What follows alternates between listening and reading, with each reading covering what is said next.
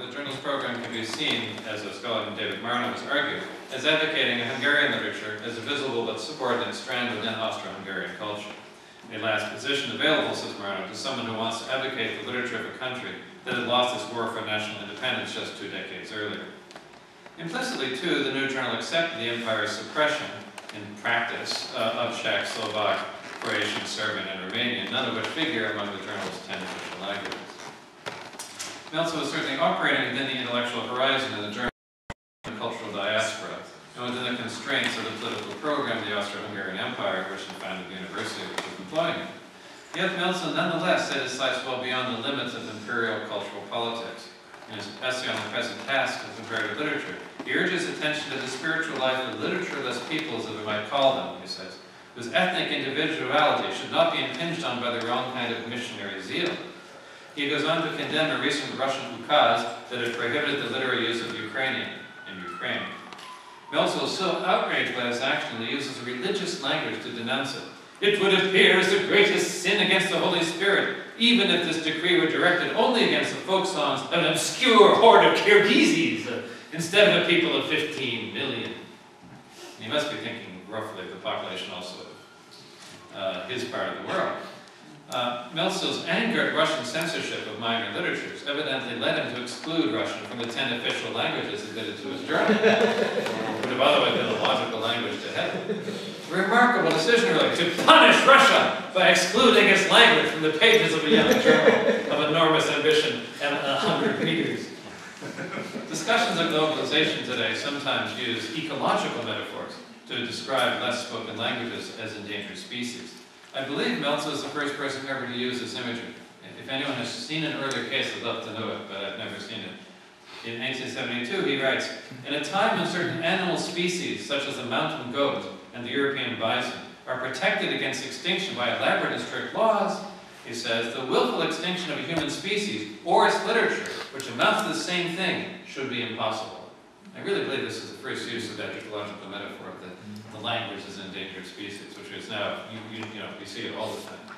He invented it. Meltzer's journal, then, opposed great power hegemony and sought to protect the literatures of smaller nations and less commonly spoken languages. He promoted contact and mutual appreciation of traditions whose distinctness should be preserved and even enhanced in the process. He was particularly concerned to distinguish his project from a leveling cosmopolitanism that would ultimately overwhelm smaller literatures.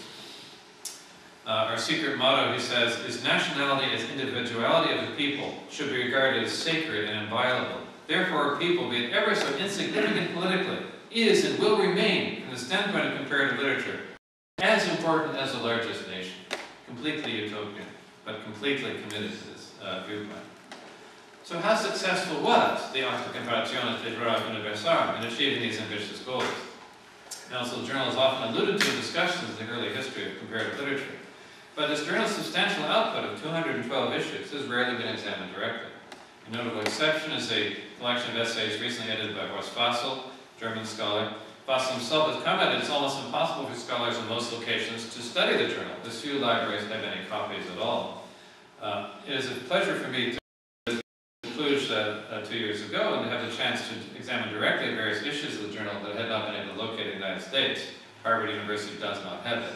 Columbia has about 2 years' worth, which is better than most universities. A direct study of the journal reveals a mixed situation of a pragmatic reality which is more constrained than the ambitious polyglotism suggested by the journal's 10 official languages, let alone the utopian project of publishing articles dans toutes les langues du monde, as Meltzer bravely proposed in 1879. If it had been truly written in its 10 official language, after all, the journal could not have been read by very many readers at all, even among the 100 subscribers. In actual practice, the journal's working languages were 2, German and Hungarian. Having looked at 4 years' worth that I find that about half the articles altogether written in German, another 20% in Hungarian. The remaining 30% were written mostly in 3 languages, English, French, and Italian, with a handful of short items in Latin. No articles at all appear in such less spoken official languages as Icelandic and Polish, though he has editorial collaborators from those countries. Poems from around the world are regularly given in the original, but always with the translation into one of the dominant languages. So even in practice, the playing field is not leveled even within his journal. unconscious bomb-down principle as a result. The dual emphasis on Hungarian and German does embody to some degree the principle of localism and universality, if we consider German as a prime medium of international scholarly exchange at the time. But almost from the beginning, Melzel found it impractical to carry out his polyglot wish for every literary work to be analyzed in its own language. So the journal polyglotism was limited in practice. But for its select readership, the Acta provided a lively venue for sharing ideas and information around the world among its far-flung correspondents. And it gave Melzel an opportunity to work out in practice his hopes for the promotion of Hungarian literature on the world stage. He pursued this goal through his double strategy of a focus both on transcendental masterpieces and on folk literature. In his view, Hungary had produced only one writer of genuine world-class stature, Sándor Petőfi.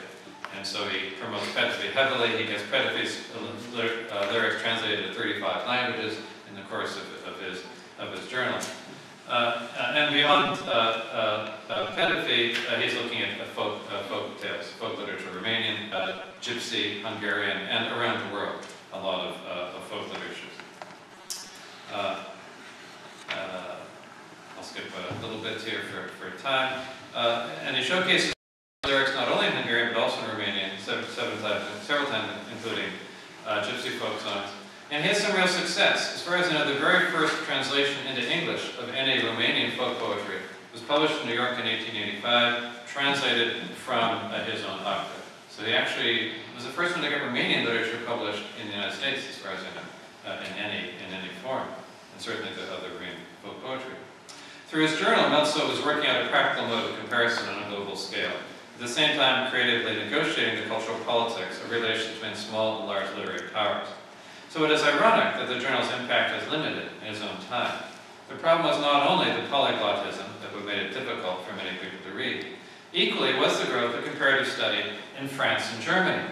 For most of the scholars located in these great powers did not share Melzel's interest in literatures of smaller nations. Still less did they care about the scholars in smaller nations. According to Apa Berczyk, the death blow to Melzel's struggling journal was the appearance in 1887 of a rival journal published in Berlin under the editorship of Max Koch and Professor Marburg.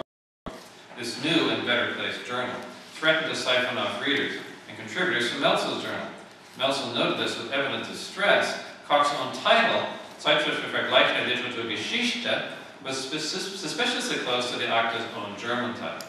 Though Melzel likely knew Koch, it was particularly galling that he only learned in the journal, not from Koch himself, but only through newspaper reports. In a sad editorial note, Melzel tried to rally his readers, not precisely to boycott the new journal, but at least to stay with him too. He says, "We have recently learned from news reports that a journal of comparative literary history is supposed to be starting publication in Berlin. As pleased as we are that even in Goethe's homeland, this great branch of comparative literature is finding a home, we must equally lament the surely coincidental choice of a title, which is bound to cause much confusion with the German title of the Acta Comparationis. We therefore wish here to plead in advance for care to be taken, so that at least the learned public may..." He fantasized the journal will be read by somebody beyond the learned public who will be confused by this title. It's wonderfully, completely megalomaniac, insane, unlike all true comparatists. Nonetheless, we wish to plead in advance for at least the learned public may note the difference between the Zeitschrift für vergleichende Literatur since January 1877 and the Zeitschrift für vergleichende Literaturgeschichte since summer 1886. Melzel must have felt that Koch's journal is not only a personal affront, but a real step backward in scholarly terms. Koch's journal was written entirely in German, so it was monoglot.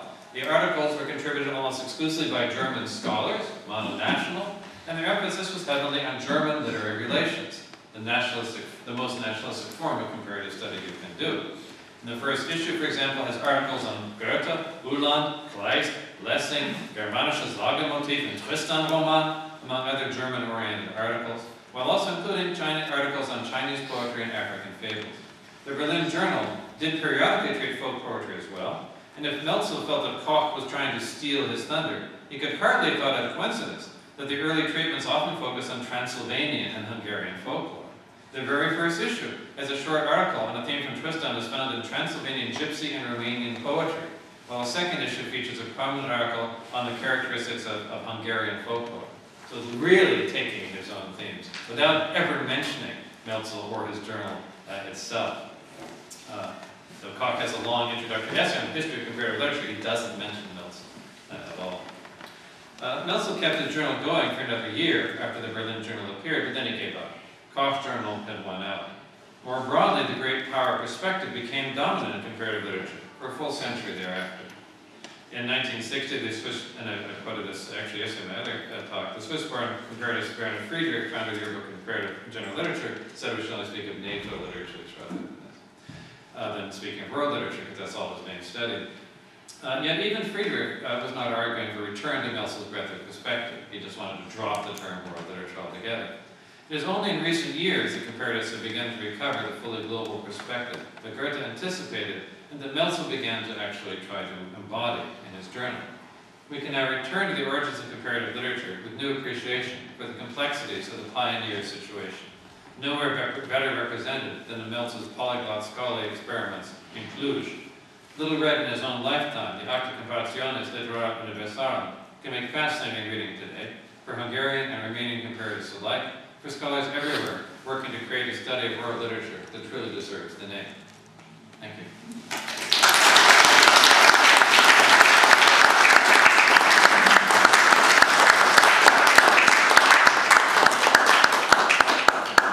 Professor Damrosch, thank you very much for your illuminating lecture, talking about such a strange character, partly utopian, Don Quixotic, partly visionary, perhaps hints to the portrait of the authentic comparatist of all time. And let me now please, on behalf of our university, hereby represented by the Vice Rector Mircea Dumitru, and of the joint faculties represented by Alexandra Cornilescu and myself, present you the diploma of Doctor Honoris Causa.